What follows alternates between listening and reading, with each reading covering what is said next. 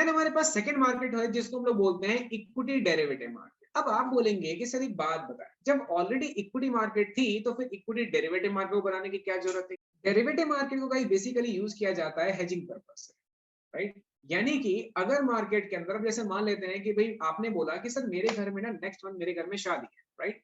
तो आज है 1 मार्च और आपने बोला कि 31 मार्च को हमारे घर में एक शादी है। ऑब्वियस सी बात है कि 31 मार्च को आपके यहाँ ही शादी नहीं होगी, बहुत शादियां होंगी। तो उस टाइम पे हो सकता है, और आपने जब चेक किया तो आपको पता चला कि सर 24 तारीख के बाद लगन स्टार्ट हो रहे हैं, तो शादी बहुत होने वाली है।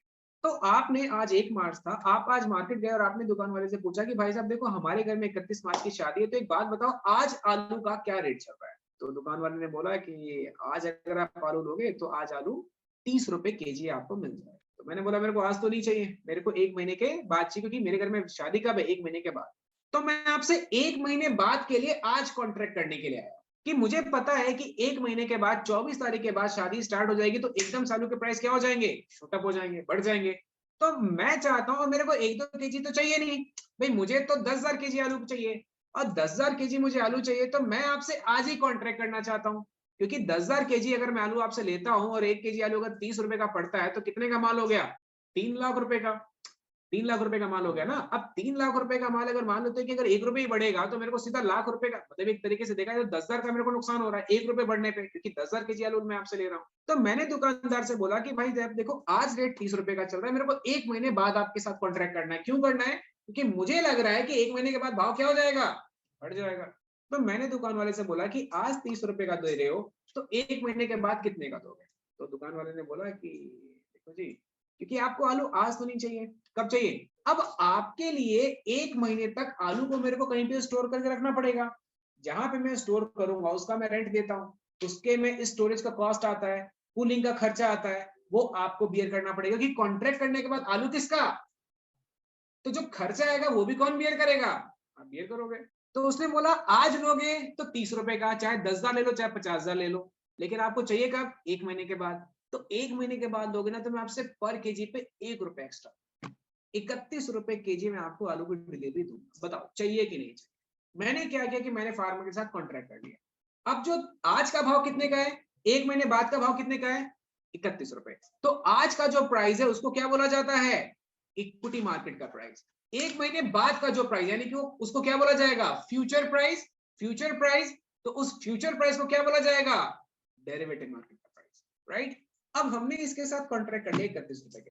1 महीने के बाद जब हम लोग दुकान पे गए तो हमने देखा कि आलू का जो भाव है वो बढ़ करके हो गया 50 रुपए। अब मैं कॉन्ट्रैक्ट किस रेट पे करूंगा?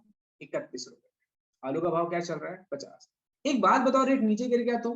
भाई वैसे भी तो अगर आज मैं, अगर 1 तारीख को भी अगर मैं आलू लेता तो भी तो 30 रुपए का था, और अगर मैं आज खरीद लेता और 1 महीने के बाद रेट गिरता तो वैसे भी नुकसान था। लेकिन अगर हमें, हमारा फ्यूचर रिस्क क्या है कि रेट कहीं बढ़ ना जाए। भाई रेट नीचे गिरेगा तो या तो मैं आज के रेट पे माल खरीद लूं, या तो मैं 1 साल बाद नीचे के रेट पे माल खरीद लूं।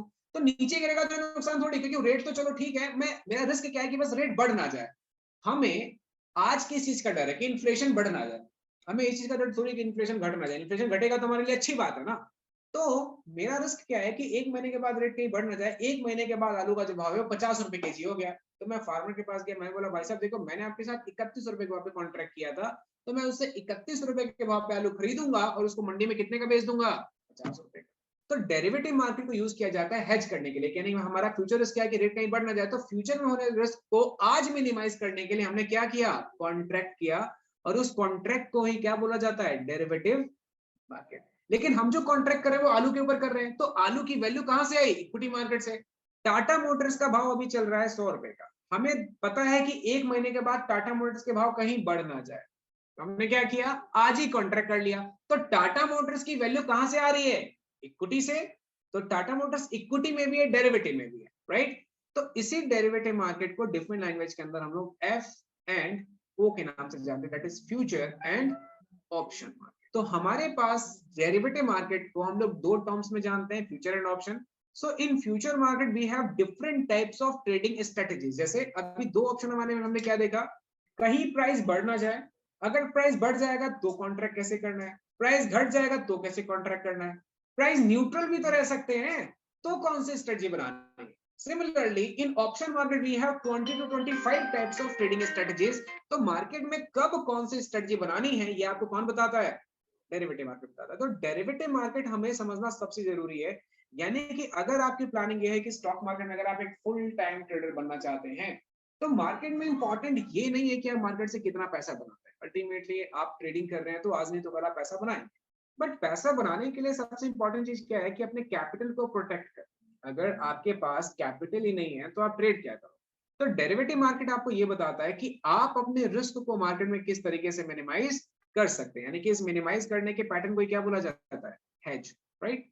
तो ये जो डेरिवेटिव मार्केट है गाइस, यहाँ पे दो ऑप्शन है आपके पास, फ्यूचर एंड ऑप्शन। अब इन दोनों के अंदर भी आपके पास दो ऑप्शन है कि अगर आपको इंट्राडे में ट्रेड करना है तो इंट्राडे में ट्रेड कर लो, और अगर आपको इन्वेस्टमेंट करना है तो इन्वेस्टमेंट भी कर सकते हो। लेकिन यहाँ पे देखो एक टर्म है डेरिवेटिव।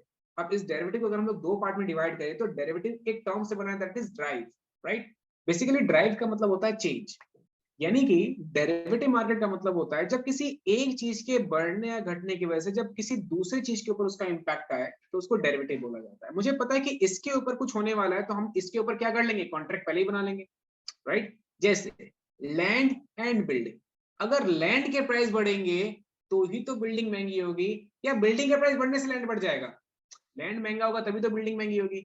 मिल्क एंड योगर्ट, दूध और दही। अगर दूध महंगा होगा तभी तो दही महंगी होगी, या दही पहले ही महंगी हो जाएगी उसके बाद दूध महंगा होगा। बेसिकली मार्केट की जब हम लोग डेरिवेटिव की बात करते हैं तो derivative is the product whose value is derived from the value of some another underlying, right? So building is product, but उसकी वैल्यू ड्राइव किससे हो रही है? लैंड से। तो लैंड क्या हुआ? एक अंडरलाइंग असेट हुआ। तो लैंड के कारण बिल्डिंग की वैल्यू क्या हो रही है? ड्राइव हो रही है।